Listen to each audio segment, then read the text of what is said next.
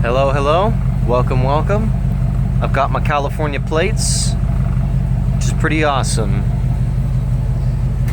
I fixed a couple of other electronic things with the Jeep as well. Just a couple.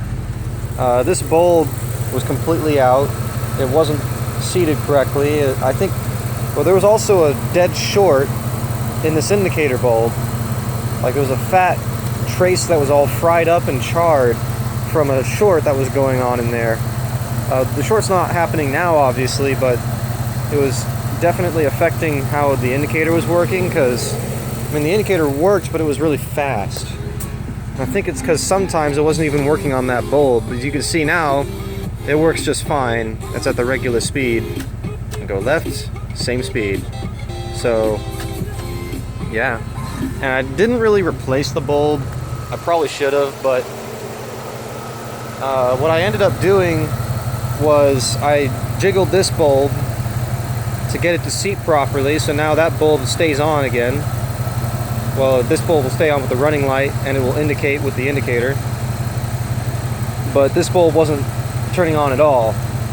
This bulb was sometimes turning on, and I think it was like occasionally it wouldn't work, but all the time it was flashing fast, or causing the whole indicator side to flash fast. So now it flashes at a regular speed. But this bulb right here is the one that had the fat short.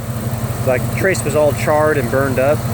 So what I did is I just spread some solder on it so that it would bridge the contacts. And as you can see, that works well enough. For now anyways. Again, the main reason I'm not really replacing anything now is because I eventually plan to LED mod all this, or replace all the bulbs entirely with something new. Probably LED, but I mean, yeah, I'm just really hoping to replace everything, so when I get to that point, I'll do the real work of making sure it's all squared away. But for now, it works great. This bulb right here was out previously. I just gave it a good whack and it started working again. It was causing the VIC to say that when I turned on the lights, that there was an issue with the tail lights. But now, as you can see, VIC is reporting no issues at all. Pretty cool. Occasionally the coolant sensor does come back as bad coolant sensor. Still have to figure out what's going on with that. It might be an issue with the VIC itself. But my coolant sensor is just kind of, it's all melted and all brittle and messed up.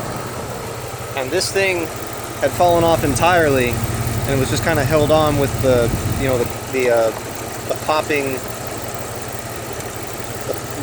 retainer of action of the retaining action of that is the only thing holding it on, and it was just kind of floating freely, twisting around everywhere. So I used some black tape to kind of rebuild it.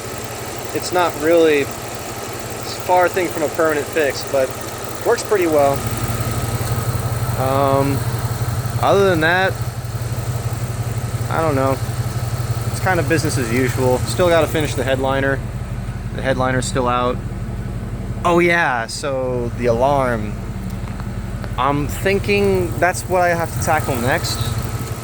I haven't really looked or figured out anything yet, but I looked it up, and apparently the alarm on this is most likely been disabled, kind of in the traditional way that you disable the alarm on a ZJ, which is where you short it to tell the alarm basically that the car is constantly being unlocked.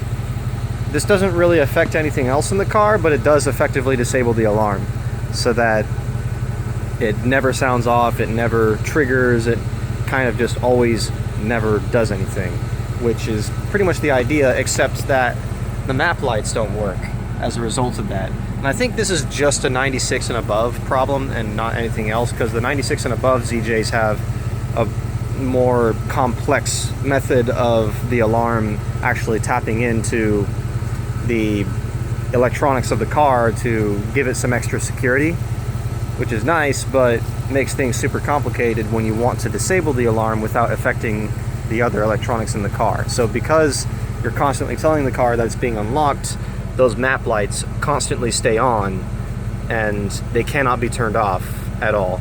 It's like you'll burn the battery down if you have the bulbs plugged in. So right now the bulbs are not in, and this is on, but I can actually turn that off by just toggling the dome light off.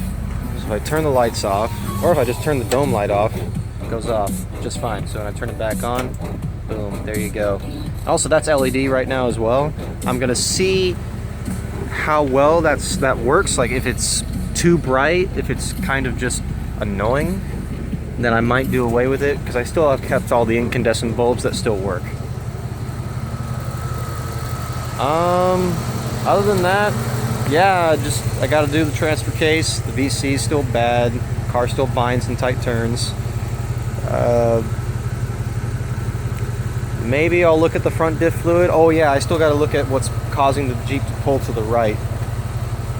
Hopefully it's just like the brake caliper groove thing that the guys who did the alignment were talking about.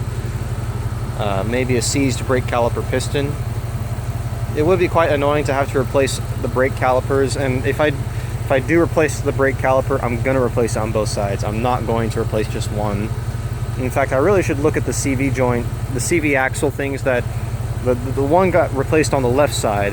And I think that might also have something to do with it pulling to the right, but I don't know for sure. I'm just really still bitter about how the previous person who had this car took care of it, but to be fair, I wouldn't have got it as cheap as I did unless it was in that state. So it's a challenge, has to be a challenge. But to finish up the video, yes, I know it's not an actual cable throttle, it's still a throttle position sensor, but it's still cool to do this.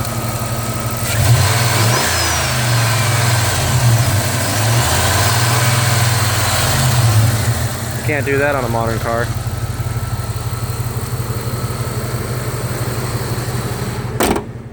So that's my